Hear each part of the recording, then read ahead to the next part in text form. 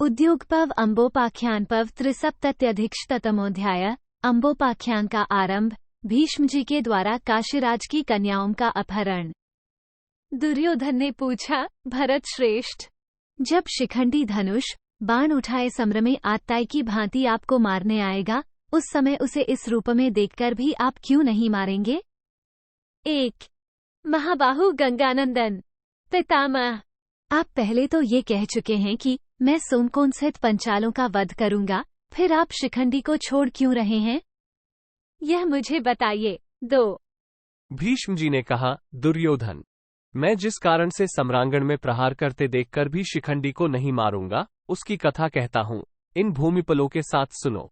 3 भरत श्रेष्ठ, मेरे धर्मात्मा पिता लोकविख्यात महाराज शांतनु का जब निधन हो गया, उस समय अपनी प्रतिज्ञा का पालन करते हुए मैंने भाई चित्रांगद को इस महान राज्य पर अभिषिक्त कर दिया।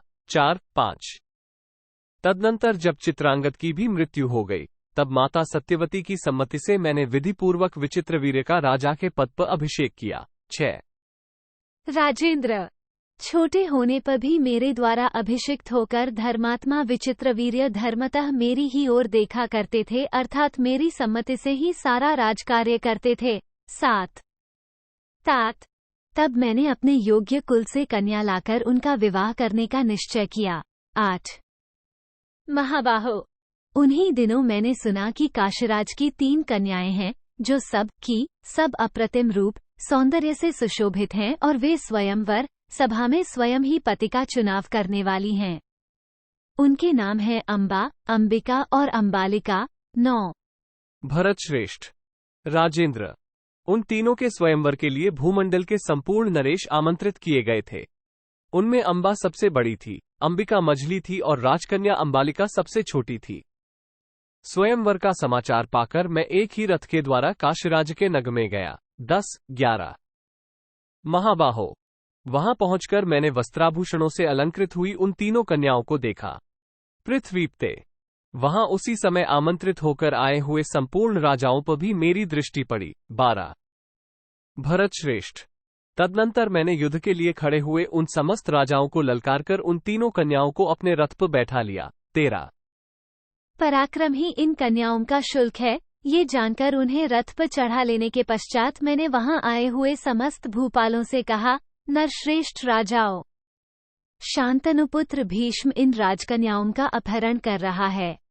तुम सब लोग पूरी शक्ति लगाकर इन्हें छुड़ाने का प्रयत्न करो, क्योंकि मैं तुम्हारे देखते देखते बलपूर्वक इन्हें लिए जाता हूँ। इस बात को मैंने बारंबार दोहराया। 14-15 फिर तो वे महिपाल कुपित हो हाथ में हथियार लिए टूट पड़े और अपने सारथियों को रथ तैयार करो, रथ तैयार करो, इस प्रकार आदेश देने लगे। 16 वे राजा हाथियों के समान विशाल रथों, हाथियों और हृष्ट पुष्ट अश्वों पर सवार हो अस्त्र शस्त्र लिए मुझ पर आक्रमण करने लगे।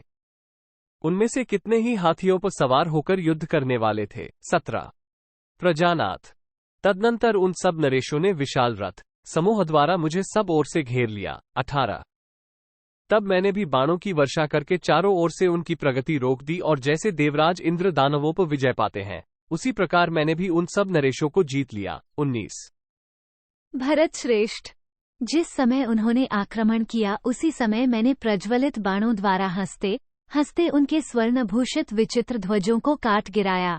20 फिर एक एक बाण मारकर मैंने समरभूमि में उनके घोड़ों, हाथियों और सारथियों को भी धराशायी कर दिया। 21 मेरे हाथों की वो फुर्ती देखकर वे पीछे हटने और भागने लगे। वे सब भूपाल नतमस्तक हो गए और मेरी प्रशंसा करने लगे। तत्पश्चात मैं राजाओं को परास्त करके उन सबको वहीं छोड़ तीनों कन्याओं को साथ ले हस्तिनापुर में आया। 22 महाबाहु भरतनंदन, फिर मैंने उन कन्याओं को अपने भाई से ब्याहने के लिए माता सत्यवती को सौंप दिया और अपना वह पराक्रम भी उन्हें बताया। 23 इति श्री महाभारते उद्योग पर्वणि अम्बोपाख्यान पर्वणि कन्याहरणे त्रिसप्तत्यधिकशतमोऽध्याय। 173 इस प्रकार श्री महाभारत उद्योग पर्व के अंतर्गत अम्बोपाख्यान पर्व में कन्याहरण विषयक 173वां अध्याय पूरा हुआ। 173 दाक्षिणात्य अधिक पाठ का एक श्लोक मिलाकर कुल 24 श्लोक हैं।